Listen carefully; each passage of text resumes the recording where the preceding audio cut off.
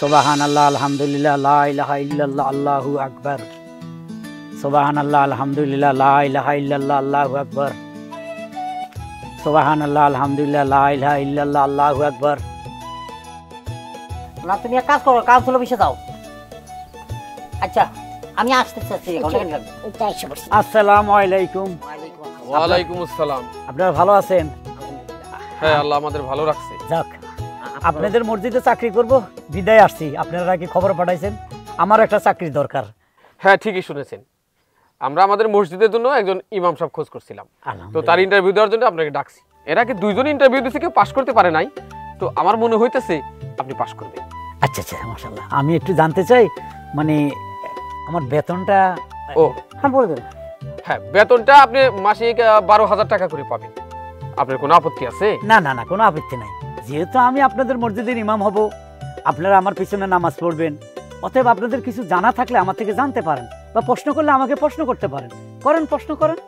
আচ্ছা, আপনি ধরুন একজন বয়স্ক মানুষ নামাজ পড়তেছে, তো নামাজরত অবস্থায় তার বায়ু নির্গত হইল, একটু বায়ু বের হয়ে গেল, তাতে ওই লোকটা কি নামাজ ছেড়ে ওযু করতে যাবে, নাকি নিজের সম্মান বাঁচানোর জন্য নামাজ চালিয়ে যাবে? আসলে দেখেন মুরব্বী, অজু ছাড়া তো নামাজ হয় না। কারণ যেহেতু তার এই সমস্যা হয়ে গেছে, বায়ুটা বাইরে গেছে, তাইলে উচিত সে যায় অজু করে আইসা তারপর আবার নামাজ পড়া, সে যে বয়সের লোক হোক। কারণ অজু না করলে তার নামাজ আল্লাহর কাছে কবুল হবে না। এই মিয়া, উল্টা পাল্টা কথাবার্তা কও নাকি? আমি মসজিদের সভাপতি, আমি একজন বয়স্ক মানুষ, আমি সবার সামনে দিয়ে যদি অজু করতে যাই তাহলে আমার মান সম্মান থাকবে? হ্যাঁ, সবাই তো বলবো সভাপতি সাহেব পাঠ দিছে, তখন বিষয়টা ভালো দেখা যাবে। হ্যাঁ, উল্টা পাল্টা যত সমস্ত কথাবার্তা শুরু করছো তুমি। আপনি সভাপতি হন আর যাই হন, নামাজ কিন্তু আল্লাহর দরবারে আপনার কবুল হবে না। যাজ্ঞা, আপনাদের মধ্যে আর কেউ কিছু বলবেন? আছে, আমার আছে। বলুন। আমি আমার পরিচয়টা দিয়ে রাখি, আমি হচ্ছি এই অস্ত অঞ্চলের ওয়ার্ড মেম্বার। আচ্ছা আচ্ছা। প্রশ্নটা হচ্ছে এটা যে আমাদের এলাকার তো গণ্যমান্য ব্যক্তির কাছে সরকারিভাবে 50 বস্তা চাল আসছে, সেখান থেকে কিছু বস্তা চাল সে সরাই নিছে, এতে কি ওনার গুনাহ হবে? গুনাহ হবে না মানে? সে তো চোর, সে মস্ত বড় চোর। সরকার জনগণের জন্য চাউল দিছে, আর সেখান থেকে সে চাউল চুরি করে সরাই ফেলছে। সে কত বড় অন্যায় করছে জানেন? সে অনেক খারাপ লোক, অনেক গুনাহ করছে, সে তার কোনো ক্ষমা নাই। থামেন!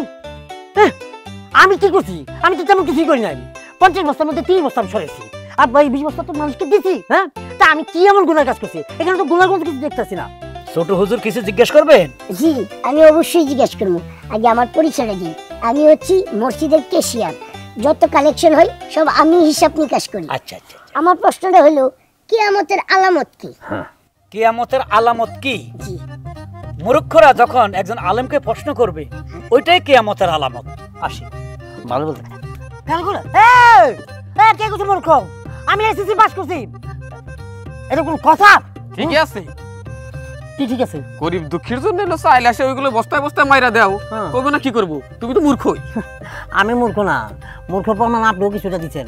আপনি মসজিদে গিয়ে পাত দেন, হ্যাঁ, আর ওই পাত অবস্থায় আপনি নামাজ পড়েন, আপনার নামাজ কি কবুল হইব? হ্যাঁ, বড় বড় কথা কন আবার। আগে নিজেরা ঠিক করেন, তারপর অন্য ঠিক করেন। ফালতু মিয়া।